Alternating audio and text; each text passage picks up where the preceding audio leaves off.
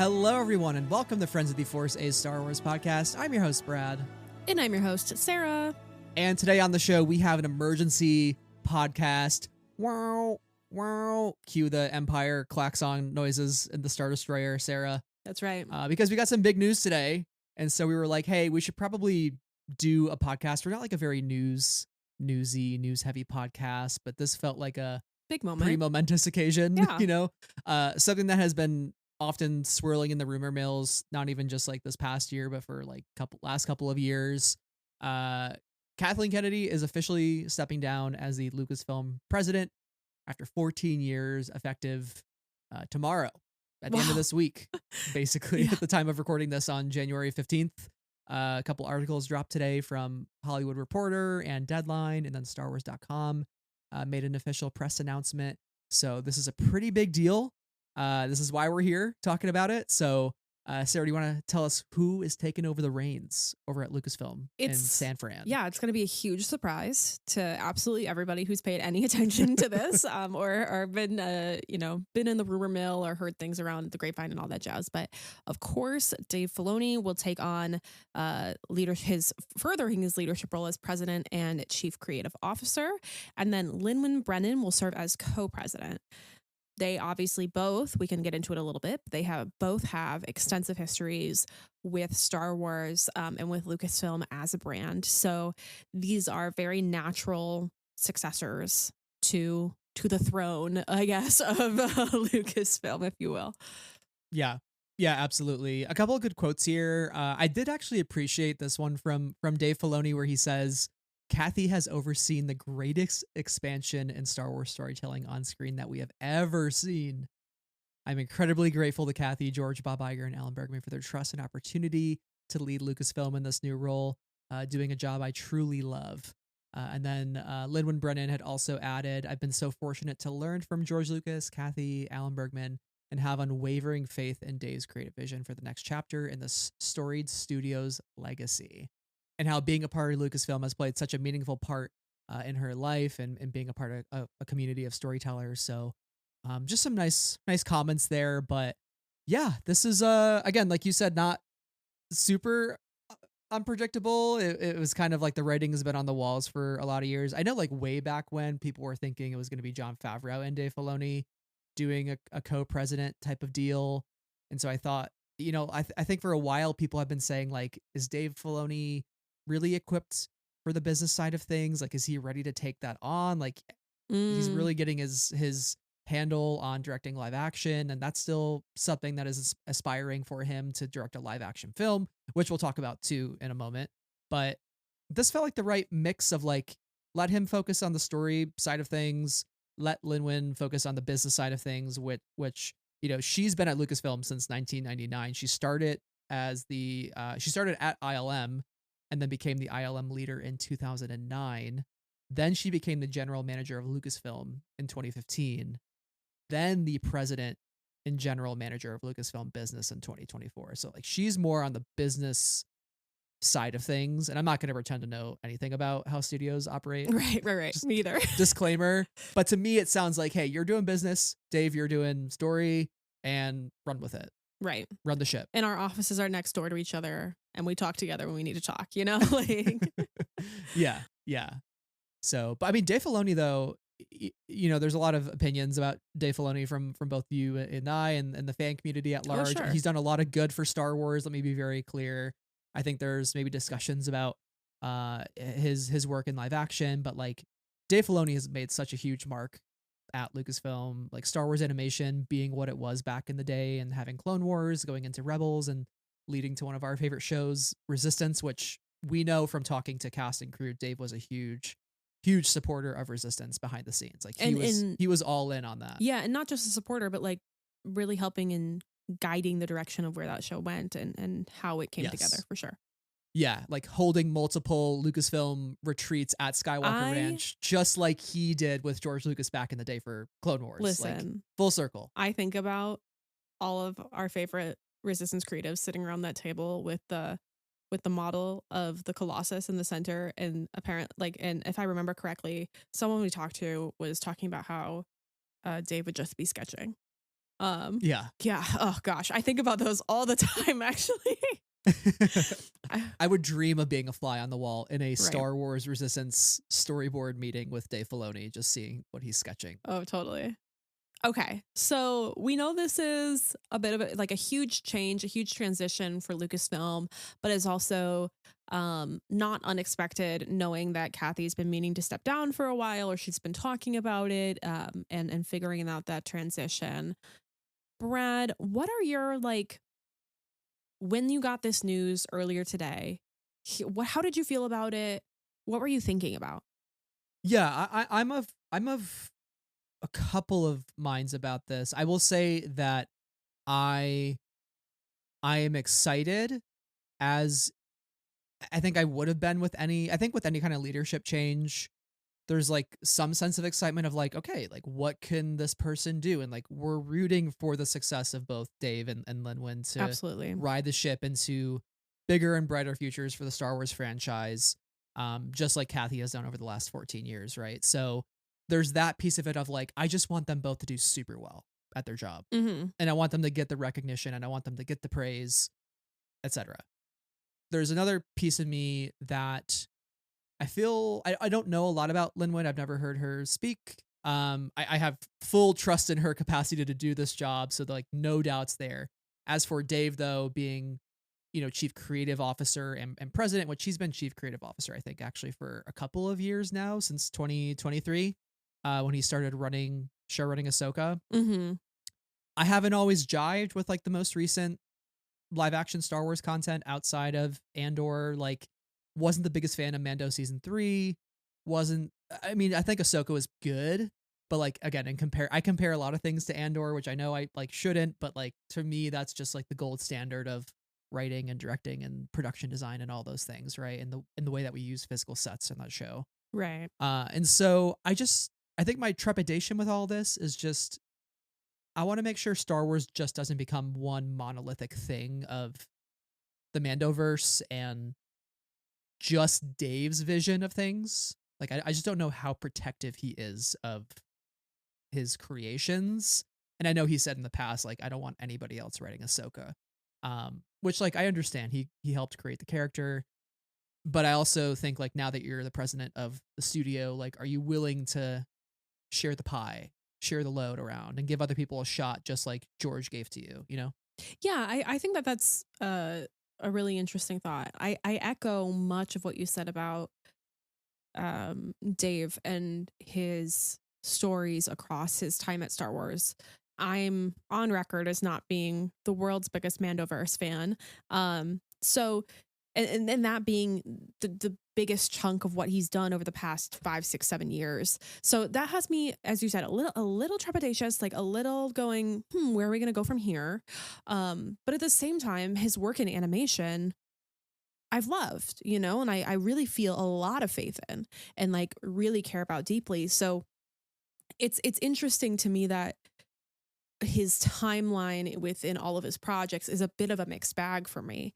Um, I will be curious. I wish that I knew him better. Like, I feel like I know him as a character and him as a public facing person. But as you said, like, I would love to be a fly on the wall in the resistance room when everybody's putting together the storyboards and whatever is putting together the season and his arc. Because I would love to know how he engages in those conversations with the teams that he's working with. I like just as a person who's curious about life and things, like I would love to know how he goes about that in a more deep way. And it's interesting also because he has been in this chief creative officer role for a couple of years now, so that's not new. Him kind of leading the creative side things is not new. But with this expanded role as president, yes, Lynwen appears to be working on the business side of things, but how much of his time is going to be taken up with the broader managerial duties as opposed to the real hands-on work that he's been doing as a writer and a director. And so I wonder how his role as a creative within Star Wars will change over the next 5 years or so as we get the release of Ahsoka season 2 later this year, I think is when that's going to come out, into whatever happens next. So I'll be really curious to see what we get there. My initial reaction to this was kind of like, all right, there it is, you know, like, okay, that's what we kind of expected, but not in a good way or a bad way. Just like, there it is, you know, like I've already had my thoughts and opinions on it. So it feels very settled, even though it wasn't official until today. Yeah, I was just like, boom, there it is. Yeah, I didn't groan or anything. I was just like, all right. You sent me a link and it just said like Brad sent a link, and then you wrote it's official, and I went, that's the Lucasfilm leadership transition. And then I clicked on it and I was like, I'm a genius. How did I know? So it was kind of funny, but yeah, I'll be curious. And I think broadly too, regardless of who's at the top of Lucasfilm, we're absolutely in a transition moment right now with us getting Mando and Grogu a little later, like in the spring. And then Starfighter, which there's an exit interview of Kathy's that we will discuss in further length in just a second. But one of the things she does say is that she emphasizes more than once is that Starfighter is meant to be a standalone. Starfighter is meant to be a standalone. So that's going to kind of be like its own little pocket of Star Wars. Mando and Grogu is attached to this much bigger pocket of Star Wars. But where do we go from there? We'll find out, you know? Regardless of who is at the head, I already felt this way, and I still feel this way of like, we'll find out. Who knows where we'll go? Yeah, and like the Dave and John Mandoverse like has been so interconnected, and it really felt like for a couple of years, right in the beginning of Disney Plus, we were moving towards that Marvel-esque style storytelling where it's like we're gonna have all these shows, and then it's gonna culminate in the big Mandoverse movie where everybody comes together like the Avengers, and that's allegedly now. Not allegedly, but confirmed to be on hold, you know, with the Mando and Grogu movie coming and Dave taking on these new responsibilities. So that is currently on the back burner. That's not happening. So like, I'm curious with Dave, again, at the reins, are we still striving for that interconnectivity across all stories? Or to your point, are we okay with more of those starfighters where it's like, hey, we can just make a one and done story that's like a really, really good movie, really good, solid movie, and doesn't have to have the Glup Shido come in during, you know, the last 5 minutes of the movie to be like, I'm Glup Shido, you know, and be like, and can it just be these like it's you. Glup will return in Avengers Doomsday. That's right. And can we just have more of these like kind of really focused stories, especially for general audiences who we've seen Marvel fatigue hit. We don't want that to happen with Star Wars. Like, what timeline am I in? What time period is this? When does this fit in between Mando and Return of the Jedi and sequels? Like, you need to kind of make it a little easier for even moviegoers to follow. Well, I think the thing is I think the big test is not going to be Mando and Grogu, but it will be Starfighter, because I agree that it needs to be a little easier, but I also think that the general audience needs to get over the words Star Wars. And I think we see that after this recent awards cycle with Andor, which is, you know, I haven't seen all of the various nominated TV shows across the Golden Globes and the Emmys and all that, Critics' Choices and all that jazz. But I have seen Andor, and I've seen a couple others. And Andor, in my opinion, is just as good as something like Severance. You know, has that same level of prestige, had that same level of like the caliber of acting and the depth of the storytelling and all of that. And I think that a lot of people didn't give it a chance. The prestige kind of community didn't give it a chance because it had Star Wars in the front of it. And I think that is a hurdle that Star Wars needs to continue to push to get over, because the reality is Starfighter could be something really special and really unique and like a great film and a great romp and like just like so much fun. It has speed and we're all thrilled. Okay.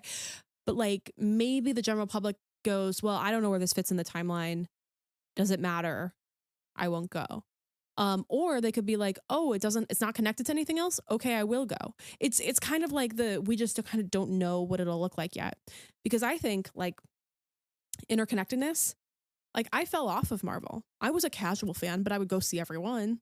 And then I fell off. And I haven't like seen a Marvel thing in so long at this point.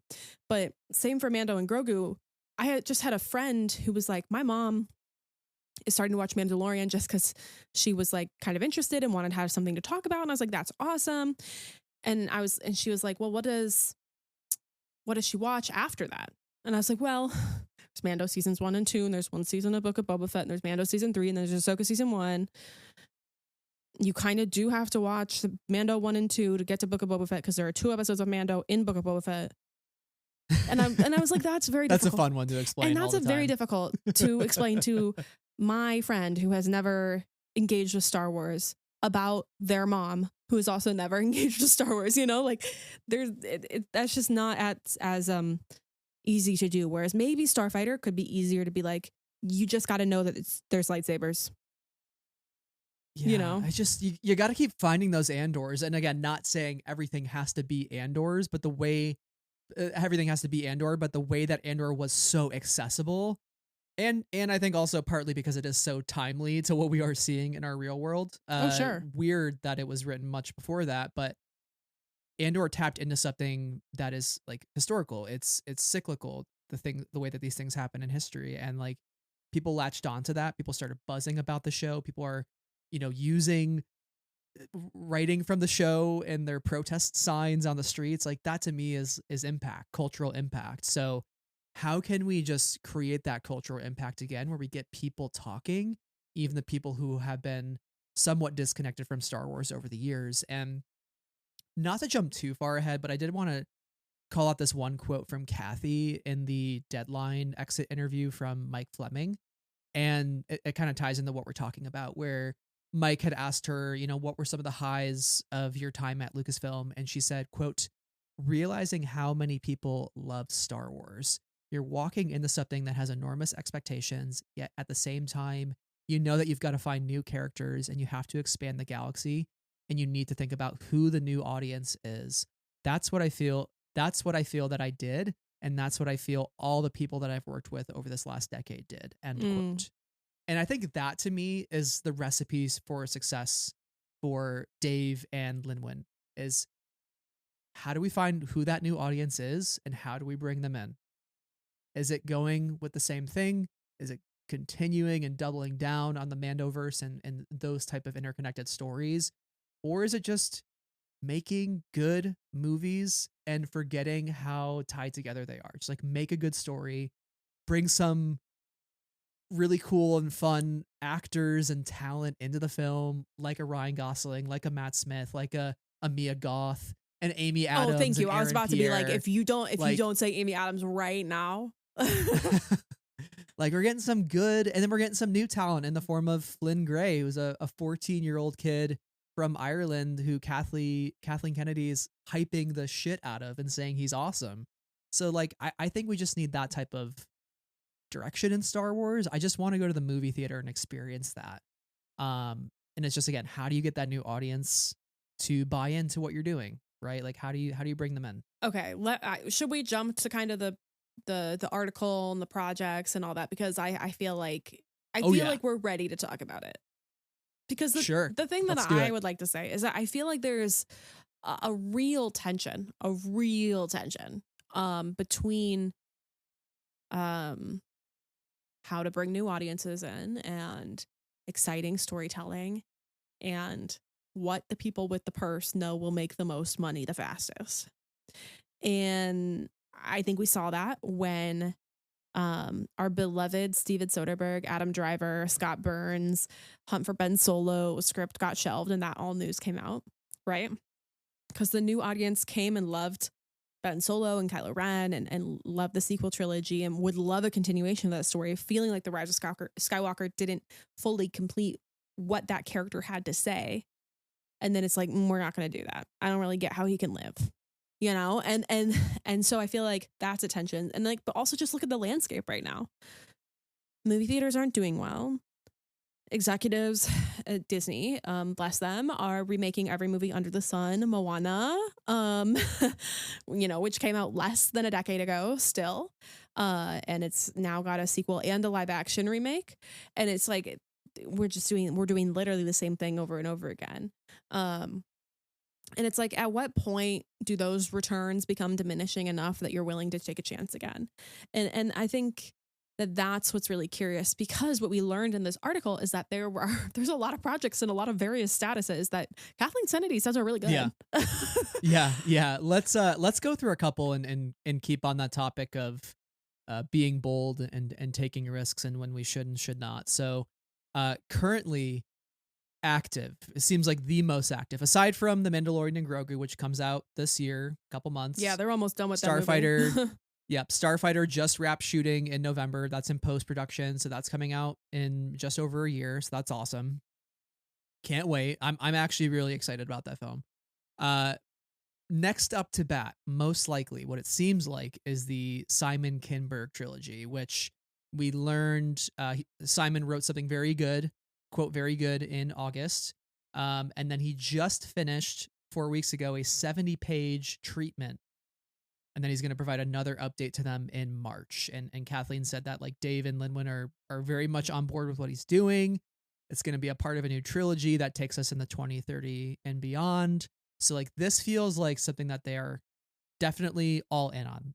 So that feels like as closer to definite as the other ones that we're going to mention. The fact that she mentioned the year, she goes, this will take us into 2030 and beyond. That seems, not that it's a done deal at this point, because clearly it's not quite at the point where there's cameras rolling, but yeah, nothing ever is in Hollywood nowadays. Well, also with these Star Wars announcements that have come and gone, it's like I won't believe that it's real until footage is hitting my eyeballs, hitting my retinas and being transmitted into my brain. Then we know it's real. Or behind the scenes photos with a cast announcement like we got for Starfighter. The day that photo of Ryan dropped with the speeder, I was like, cool, we're getting it. I was like, oh, the movie's like, happening. Amazing. Yeah. So I think we're probably going to get that. And the fact that she shared, he wrote us this pretty good, like very good, but not entirely there yet in treatment in August. And now we're going to get a new one just recently. And now we're going to get something in March. We have a plan. We have a timetable that they're talking about there. So that seems like it's pretty like moving forward, which is interesting and exciting at the fact that, we've been talking about what Mandoverse, which is really big and connected, Starfighter, which takes place after Tross and is a standalone. And then this is something new, probably unconnected to what we have had before, but is 3 movies. And it has the potential to be something big, but also something new. And I think that's pretty interesting. Trilogy does excite me. I love a trilogy in the Star Wars. It's true. Especially in the form of books. Okay, so moving on to our next category. He's talking about quote, Alphabet Squadron and The Rise of the Empire, in case anybody's wondering. And the Aftermath trilogy. And the Aftermath trilogy. And the Thrawn Ascendancy trilogy. Yeah, that's right. There's some good ones. There's some really good book trilogies. Yeah. Star Wars is kind of, sometimes Star Wars really cooks, Brad. I love books. Okay, so moving on to our next category, quote, somewhat alive. Okay, we have Taika Waititi's film, which is, quote, he just turned a script in, and it's, quote, hilarious and great, end quote. And then we also have a script that was turned in by Donald Glover. Now let's rewind the clock. How far are we rewinding, Brad? Listener, if you're wondering, wait, Taika Waititi and Donald Glover, what the heck are you talking about? What year are we in? Disney. let's open up the let's open up the door and go inside the Disney Investor Day basement where all of these projects have been hiding for many, many years, including Droids, a Star Wars story. Where are you at, Droids, a Star Wars story? I would like to see you come out of the basement. I would like to see it. These were 2 things that were announced at the Disney Investor Day back in December of 2020, which was the Taika Waititi film, right after his success of like Thor Ragnarok. I think he was well in the conversation, and his work on The Mandalorian, right? So and there was that. Oh gosh, what was that one film he directed where he played? Didn't he play Hitler in one movie? I can't think of the name of that movie. Had Scarlett Johansson in it. It had him in it. Jojo Rabbit. Jojo Rabbit. Okay, I was gonna say something like that, but I was like, that can't be the name of that movie. It is the name of that movie. Yeah, very good film. Yeah. Yeah.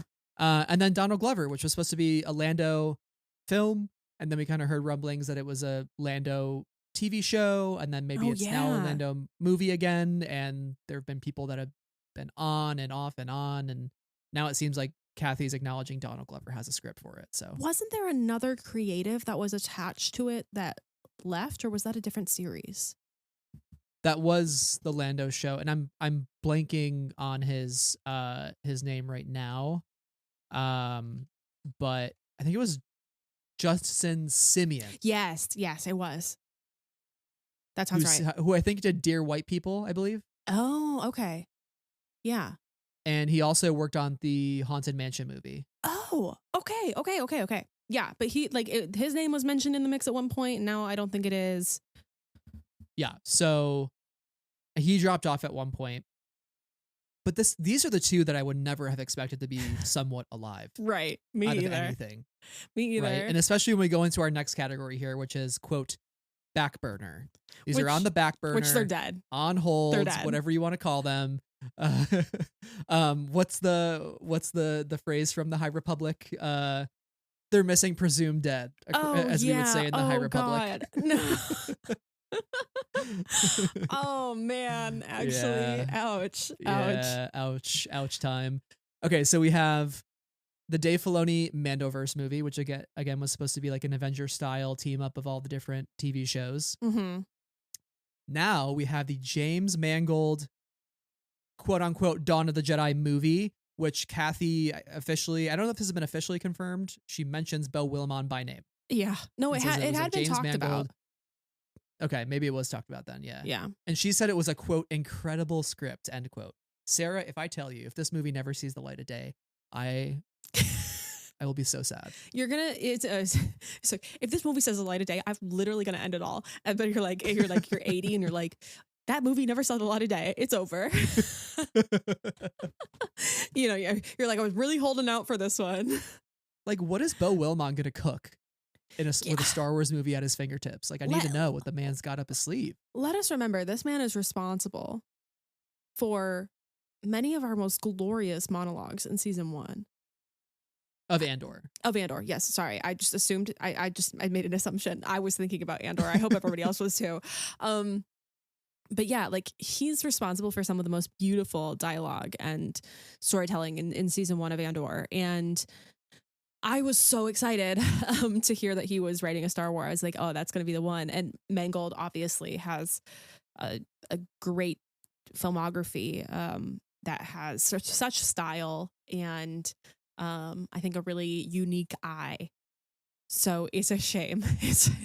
And that's an understatement. It's a shame. Yeah, and I mean, James Mangold also recently signed a deal with Paramount. Oh, it's super over. It's super dead. So I think it might be over. Wow. But we'll see. Unless they get another director attached to it.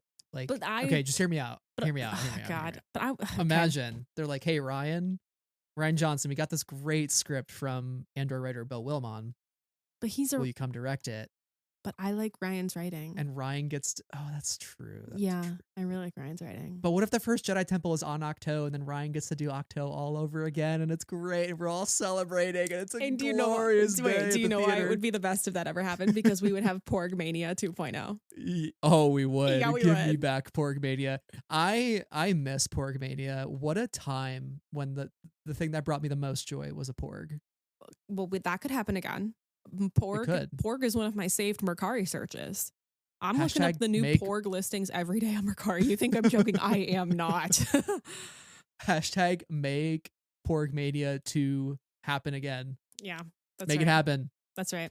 And then last but not least, Steve Soderbergh, Adam Driver, Hunt for Ben Solo movie with a script by Scott Burns, which Kathleen Kennedy this is the first official acknowledgement by Lucasfilm, I suppose, of this film. Yeah. And it's aside from one of the guys who did some concept art for the film. Oh yeah. Kathy said it, quote, "It was just great."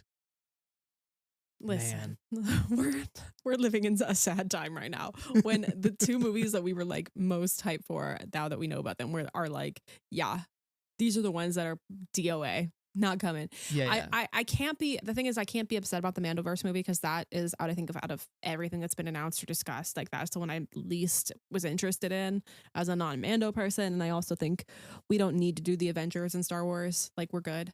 We're chill. But yeah, man, that Mangold Beau Willimon movie not being alive is just hurts the soul. Yeah. Bad news. It's really desperate times out here. But, we kind of glossed over talking about them, but it's so interesting that the Taika movie and the Donald Glover movie are the ones that are alive. It's surprising to me still that out of everything, it looks like maybe a Lando movie could still be happening.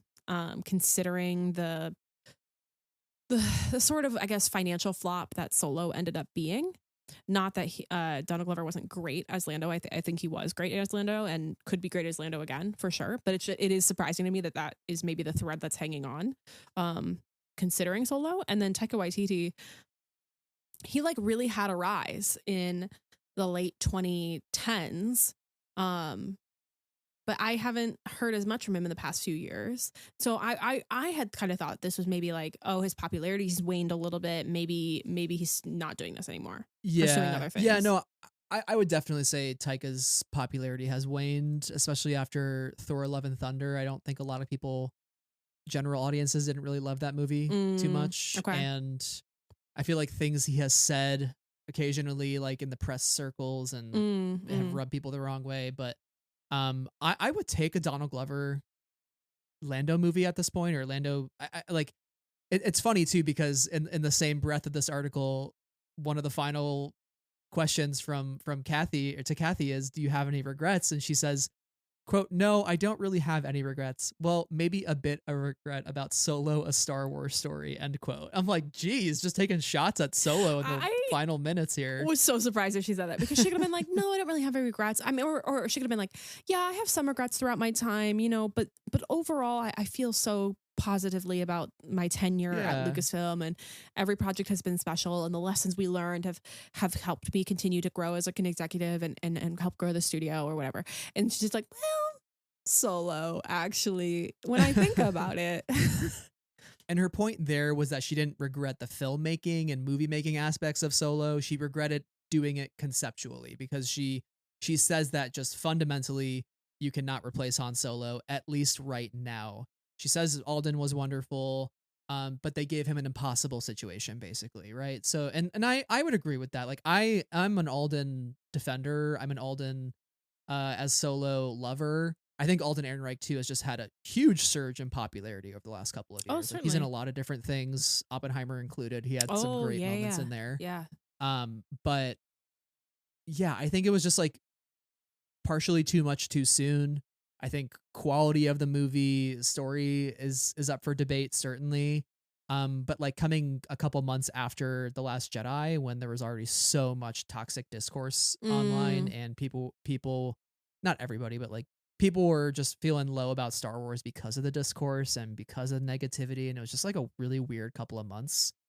It was just in a bad spot. And with Avengers Infinity War too. It was just a weird time. That's a great, like, I think these are all great points, because I don't love Solo. I think the last time I watched Solo, I found that was my best watch of it. And I was like, oh, this is pretty fun, actually. Like, we're having a fun time. And I got, like that's about as hyped on it as I can get. But I'm not against Alden Ehrenreich or recasting in general. I mean, I was just hyping up Donald Glover for obvious reasons, but I'm not against Alden Ehrenreich either. I thought his performance as Han was good. It was good. It was solid. I think he nailed the tone of the character and like the vibe that Harrison gave off in the original movies.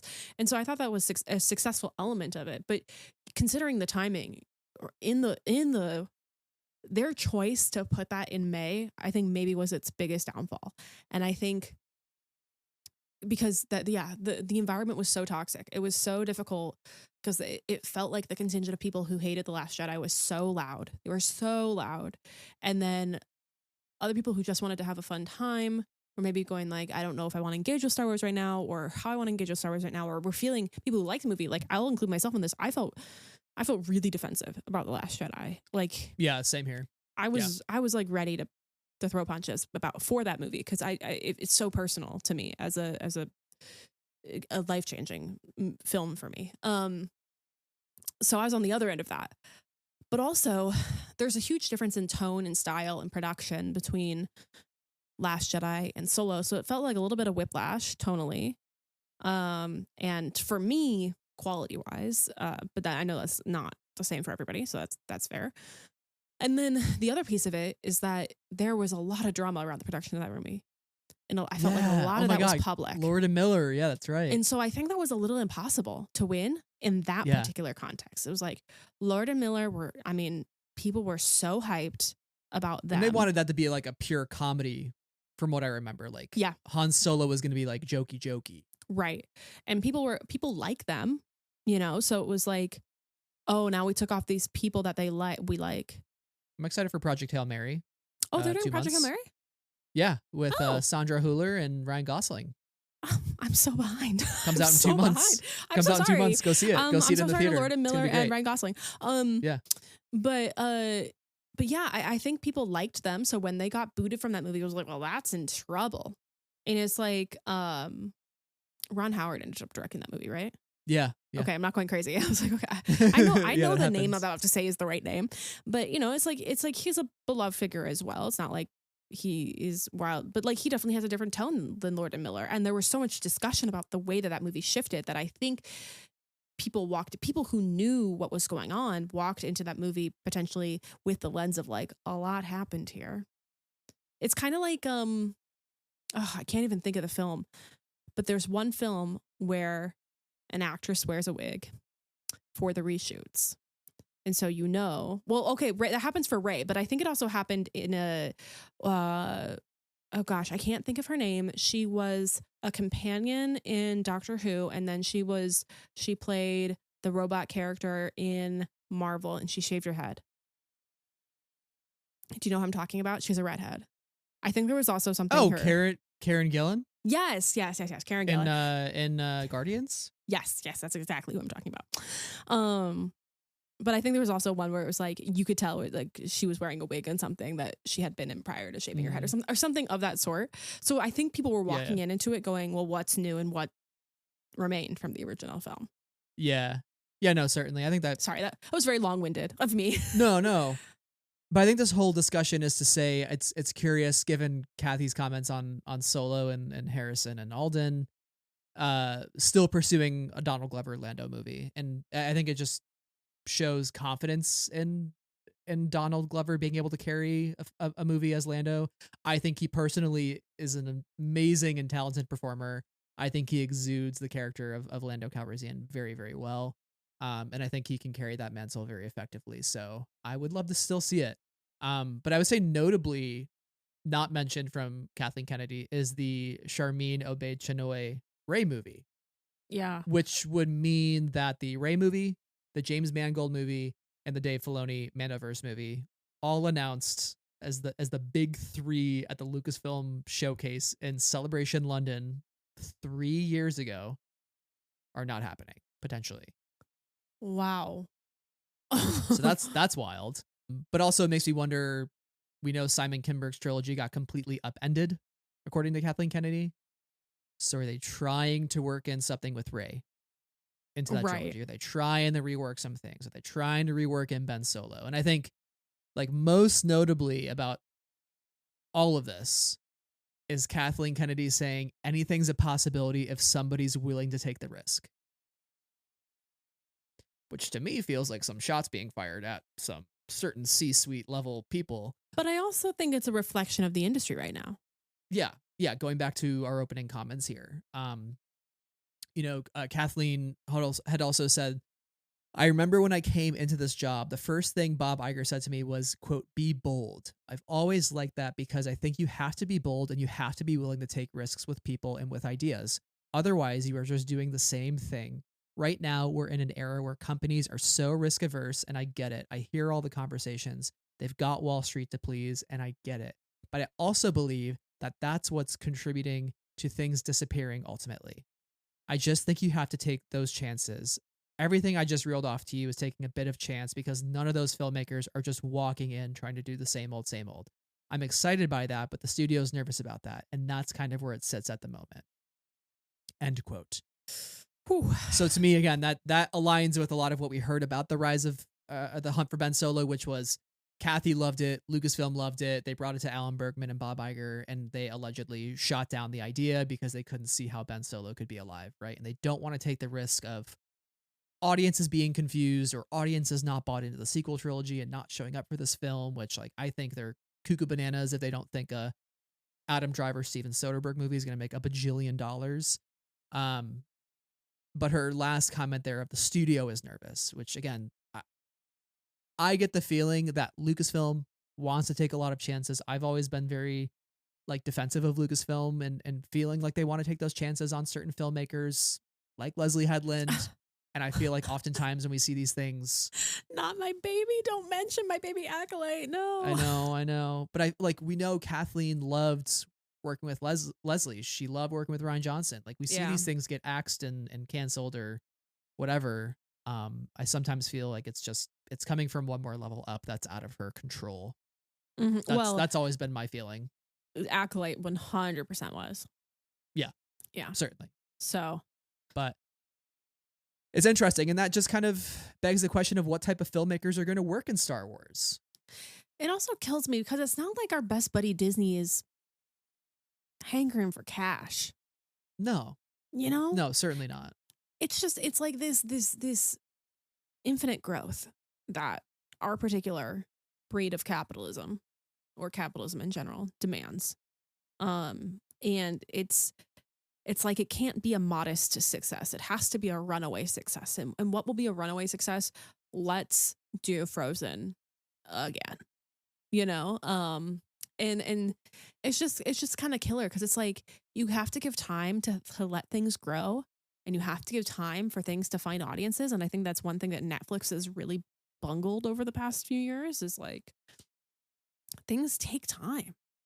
And yeah, some people love things right off the bat, but the reality is we live in a hugely divided media landscape these days. When it comes to like there's like the Game of Thrones of it all doesn't exist anymore. There's not the one thing that everybody's watching and is talking about week to week because the week to week model has gone down, you know, because now people's attentions are divided not only between film and TV, but film, TV, streamings, podcasts, YouTubers, influencers, TikTok, etc. And so there's just like a lot competing for people's attention. And I think especially in that moment, you have to give things extra time to find their people. It's because like in the past, like in the 2000s when things got 24 episode series and you know, you'd have 5 or 6 of them. It might take 2 or 3 seasons to get really good, but then everybody's really there for seasons 3 through 7, and it's the best ever, you know, or I don't know. And now people are just addicted to their phones, addicted to TikTok, addicted to their, like literally shows having to be written with the expectation that the person watching has their phone in their hand, like having to write dialogue to be like, hey, we're catching you up as we're going because we know you're distracted, right? Like that information is so killer. That's the kind of environment we are in, and like Disney adding vertical videos to Disney Plus soon and doing stuff with Sora AI. Like the vibes just aren't great at the moment in the entertainment industry for a lot of different reasons, including mergers and acquisitions, right? Like it's just a weird time. I don't know if any of these projects will ever see legs, but if I may quote Kiri Hart, or rather the poster behind Kiri Hart, who is the former vice president of development at Lucasfilm, there's an iconic photo from her in an article of the New York Times where it says on the poster, "Playing it safe always ends in disaster," as she sits on her desk and holds a Kylo Ren helmet. So I always go back to that image because it's just so perfectly put that. And Kathy recognizes it. Like, you have to take risks to innovate. You have to take risks to bring in those new audiences. Looking at what Kathleen Kennedy has done over the last 15 years is she has taken risks to bring in new audiences. She's made 5 films, many, many seasons of television, many, many seasons of animated television, The High Republic, 2 more upcoming films, but like all the films that she has made have grossed $5.9 billion. Force Awakens is one of only 7 films to ever cross $2 billion globally. And The Rise of Skywalker, Last Jedi, and Rogue One all crossed $1 billion. And Andor is an Emmy-winning series, and Diego Luna just got nominated for a Golden Globe. Like, she has done so much good for Star Wars because she has taken risks. I guarantee you, we don't get Andor ever again. No. We found out what the budget, the overall bottom line budget was like $750 million or something that they spent. And on I the just want show. to Like say, that's an insane amount of money. if Disney's listening to our our friendly little podcast over here, every cent was worth it, guys. Every cent was worth it. You should do it Yeah. again. Every cent Do it was again. worth it. That is the series I'll be talking about for the rest of my life. That is the series I will be telling my friends to go watch. That is a series that I will continue to recommend to people. That is a series that I think will stand the test of time. Not that I think Star Wars as a brand won't stand the test of time, but I think that's the one that I'll be like, oh yeah, you want to get into Star Wars? You want to watch a Star Wars? I got a Star Wars for you. But also, if I may tangent for 2 seconds, I did tell my friend what happened in Rogue One, and now they won't watch episodes 11 and 12 of season 2.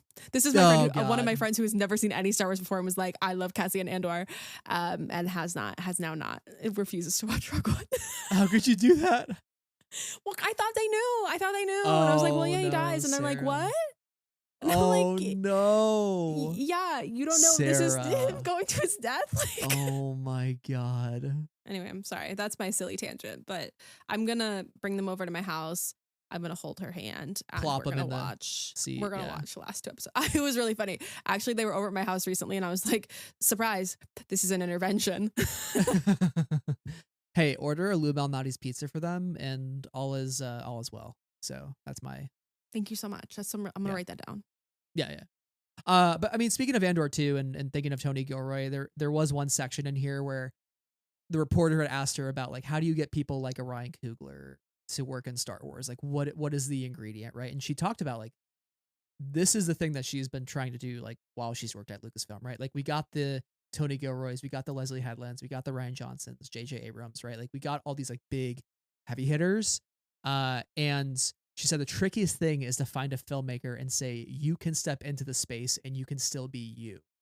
And then she said, by the time we were talking about Andor, Tony, found a way, and because he realized there was something important he had to say and he could do it inside Star Wars. And that started to become very exciting for him, right? So it's not Tony starting as a Star Wars fan, seeing himself in Star Wars. It's like he has something to say about the world, about history, and Star Wars is a vessel and a mechanism for which he can explore that idea. So it's like, how do we get more of those people? And then Kathleen Kennedy just casually mentions she had conversations with David Fincher, Vince Gilligan of Breaking Bad fame, and Alex Garland, which like, okay. And I just want to say that not getting Alex Garland is like the craziest miss ever. Okay. Alex Garland is doing some bold, weird stuff. And Star Wars could use it. So all I have to say, have you seen Ex Machina? I have. Listen, where are my pluribus heads out there? My plurb in the plurb we all fam. Where are you at, listener? you got the plurb heads out there? Yeah. Anyways, Vince Gilligan. I saw the name Vince Gilligan and I went, oh my God. David Fincher too, like that. 3 of my favorite shows from Vince Gilligan. Yeah, David Fincher too. Like, wow, amazing stuff. Wow, yeah. Social Network, like, come on. Yeah. Anyway, but I mean, she says like projects take 3 to 5 years, right? So how do you ask somebody to commit that much of their time on top of all the projects we just listed, where the mouse doesn't want to be very risk taking, right? So it's like when you get that big talent and they come in to be themselves and they give you that treatment and it's like, we don't want to do this, right? Like we think of all those stories in the past of creative differences. Like I don't necessarily think it's coming from Lucasfilm. I feel like it's much higher powers saying like, will this or won't this, But again, I'm just spewing out my behind when I say that. I don't know what the inner workings are, but point being, I'm just curious with Dave and Lynwen in this role, who is the one that's going out to find that talent? Like, is Dave so focused on the day-to-day story side of things, or is he soliciting Ryan Johnson to be like, hey, do you still ever want to come back? Like Kathy's having those conversations. Is it Dave or is it Lynwen? Is it both of them? How do they fit that creative strategy with the creator strategy? It's actually really interesting that you bring that up, because what's so interesting about a huge difference, I think, between Kathleen Kennedy as a leader and both Dave Filoni and Lynwen Brennan as leaders, and I can speak a little bit more towards what we know about Dave Filoni than Lynwen, but there is a shirt that Savannah over at the Dorky Diva made a handful of years ago. It says Kathleen Kennedy did that, and on the back it has every film she has ever produced.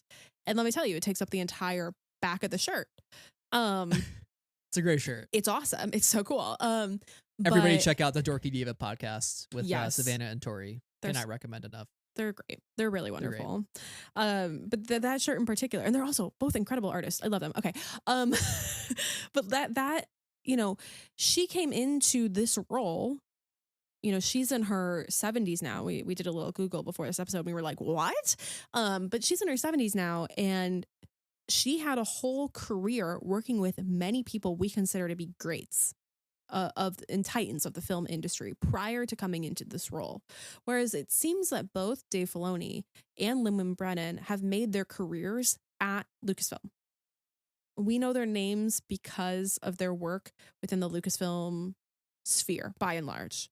It's like, yes, Dave Filoni, Avatar: The Last Airbender, but then it's like immediately Star Wars from here on out. And same with Lynwen. She's been at Lucasfilm for nearly my entire existence as a person. So shout out. We love a queen who is like, yeah, company's doing well by me. I'm gonna stay here. That's congrats to your career, queen.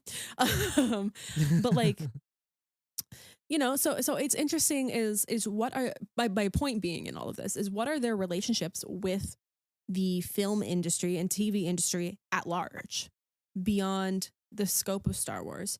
Do they have the same level of pull or that Kathleen Kennedy has? Who can she call up? Who can they call up to have a conversation? Are people coming to them and saying, I really love Star Wars. I really want to do Star Wars? Because I think another one of the quotes in this exit interview article is that, was it Sean Levy or Simon Kinberg? Somebody came and had a lunch with Kathleen Kennedy like a decade ago and talked about how much they love Star Wars, and now they're working on it was Sean Levy. It was Sean Levy? Okay. Yeah, and then he started working on Stranger Things, and that took up his time for a while. Like Ryan on the Knives Out trilogy, right? Like, and now Sean Levy's back around, and here we are.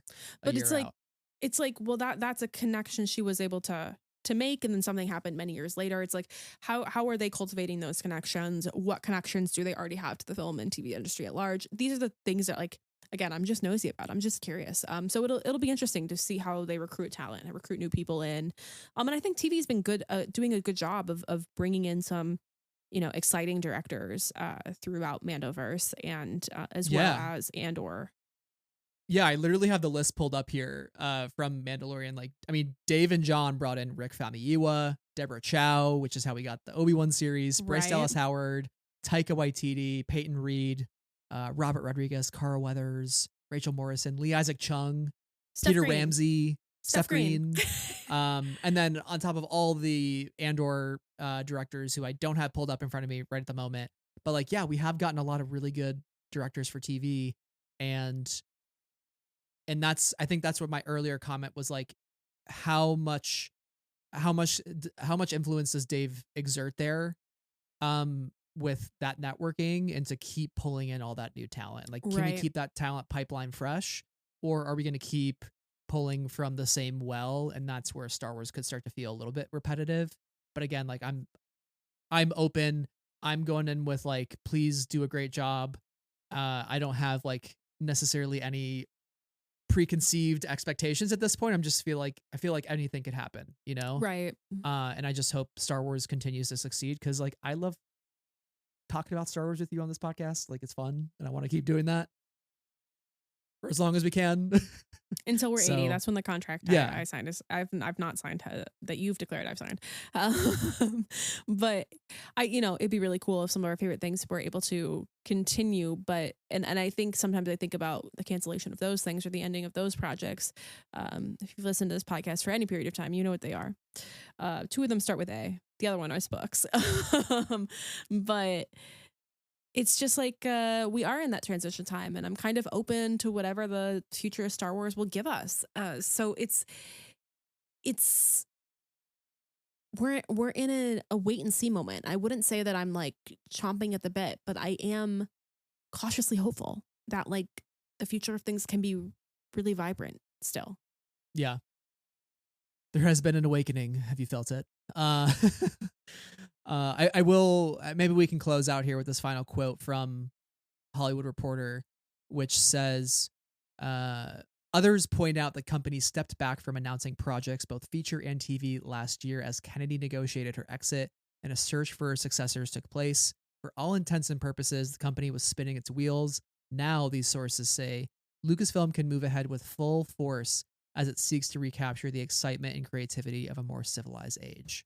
Ooh. So I think that's a good one to end on, because it's like, maybe that's why they were holding some of their cards back, and it's felt very slow over this last year, 2 years, where it's like, let's get this successor plan in place first.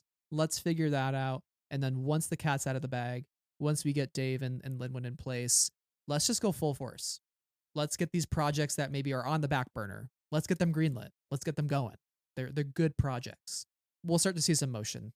I think also we've been in a transition where we went from the Skywalker saga and movies, leaned really hard into Disney Plus and TTV, and now it looks like maybe it's like we go back to the movies, now that I don't want to say COVID is over, because like that's not reality, but I'll say it in air quotes that COVID is over in air quotes. And now movie going is recovering. is a little bit. Yeah. And so maybe movies are in or cool again, and maybe people are feeling a little bit fatigued with streamers. And so there's a transition that I think we're in the middle of within the industry. And it's like, well, how is Star Wars going to take advantage of that and look forward, maybe with some balance? Wink. Like Star Wars. Catching it? I love it. Yeah. And with a clarity of purpose. So there's a lot of potential here. Here, I think. Yeah. Well, Sarah, I think we've had a pretty great discussion on this topic. Did you have any final thoughts or odds and ends or anything that we didn't talk about or you wanted to call out from either the news or this exit interview with Kathleen, or anything else on your mind? Anything else on my mind? Well, I mean, generally on my mind, Rian Johnson, please come back for your trilogy, King. Thinking about you. Haven't forgotten you. Love your mystery movies. If you ever want to do Star Wars again, I'll buy 10 tickets. That's on my mind. What is also on my mind is just, I think that, Kathleen speaks kindly about fans overall in this. She says that it's a very vocal but very small minority that are, the source of the toxic discourse. And I appreciate her saying that. Yeah, and I think that speaks to just the fact that when people tell you Star Wars is dead or Star Wars is dying, that is just not true. Now, like, is Star Wars creatively thinking the way it should? That's a different conversation. But like, Star Wars as a franchise is not like dead or whatever. Like every YouTube video will tell you, right? Like, we are here. We are talking about it. There are things coming out. People are going to be in the movie theater. Mando and Grogu's going to make probably $1 billion. Like, Zootopia has just made like $2 billion. Like, I don't know. It's, movie goers are an interesting breed to me, but Star Wars is here to stay, and I'm just looking up and up on the future. I hope things turn out for the best, despite trepidations, despite worries about creative side of things or about the industry at large. I just am rooting for a galaxy far, far away. What can I say? Yeah. I've been here since I was 6 years old, so Yeah, that too. Never leaving this fight. I'll be in the corner, bloodied and bruised, just like fumbling and just fists barely up in front of me, like bloody nose. I'm just like, I'm still standing. Oh my gosh. I just also think that, like, my fandom anniversary is coming up this year. A decade of fandom anniversary, not of Star Wars, being a Star Wars fan, but my fandom anniversary. And I just think, regardless of whether I'm in fandom actively or out of fandom, Star Wars doesn't leave my life at any point. So I'm right there with you, because Star Wars has been my life since I was a kid. So I have to be somewhat hopeful. I have to look towards the future with an open heart and an open mind, because I want to stick with Star Wars, and I hope Star Wars sticks with me too. Well said. Let's end on that note, Sarah. Thank you, listener, for tuning into this emergency pod episode. We hope you enjoyed us talking through the news and our reactions and thoughts, and hopefully it felt like a thoughtful discussion. Again, we came into this with no biases or no notions of anything or how things will go. Like, we're just like talking through it as fans and kind of thinking about the future. So it was really fun to unpack the news. But you can find us on all of our socials. Mainly Instagram and Blue Sky, sometimes on Twitter, but not as much these days. And we're on a podcast feed pretty much wherever you listen. So subscribe to our episodes and leave us a 5-star review if you enjoyed the episode, and hope to hear from you soon in the future, listener. That's right. Please make sure you're taking care of yourself this winter. At least by me, it is cold. It's so cold. So please stay warm. Please stay healthy and happy. Drink some water. Get some vitamin C. All that good stuff. And a huge, huge, huge thanks to our patrons who help make the podcast run every day. So thank you to Abigail, Andy, Ben, Brian, Cheryl, Clay, David, Emma, Ian, Jennifer, Josephine, Katie, Knights of Friend, Krista, Logan, Lindsay, Matthew, Nicole, Rob, Ruth, Santa, Sky Talkers, and V-Glyph. We are all very grateful for your support. And thank you, everybody, for joining us in this emergency pod conversation. Please give us a shout. Let us know how you're feeling about things, because this is a huge moment. It's a really huge moment. Absolutely. Thank you all once again for listening. And until next time, may the force be with you always.